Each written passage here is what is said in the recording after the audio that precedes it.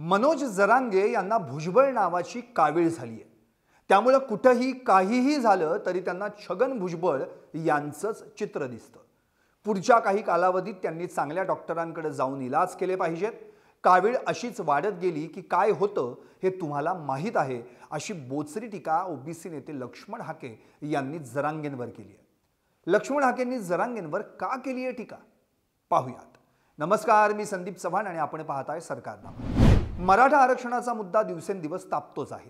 सगळे सोयऱ्यांच्या अध्यादेशाची अंमलबजावणी झालीच पाहिजे, मराठ्यांना आरक्षण मिळालंच पाहिजे या मागणीसाठी मनोज जरांगेंनी आंदोलन सुरू केलं आहे।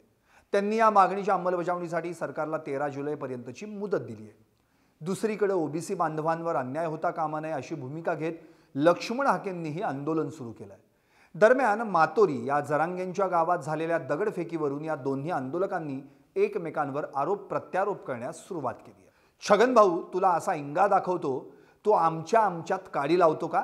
मी तुझ्यापेक्षा जास्त पुढचा आहे, तू बळच रक्त जाळतो आहेस।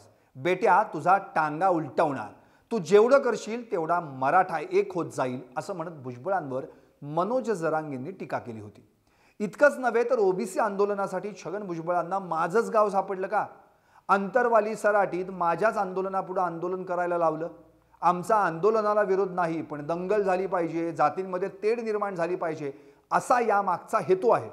छगन भुजबळांना दगडफेक करण्याचा नाद आहे, त्यातूनच त्यांनी हे घडवलं, असा आरोपही जरांगेंनी केला होता। त्यावर लक्ष्मण हाकेंनी त्यांना जोरदार प्रत्युत्तर दिलं। मनोज जरांगेंना भुजबळ नावाची कावीळ झाली आहे, त्यामुळे कुठेही काहीही झालं तरी त्यांना छगन भुजबळ यांचं चित्र दिसतं।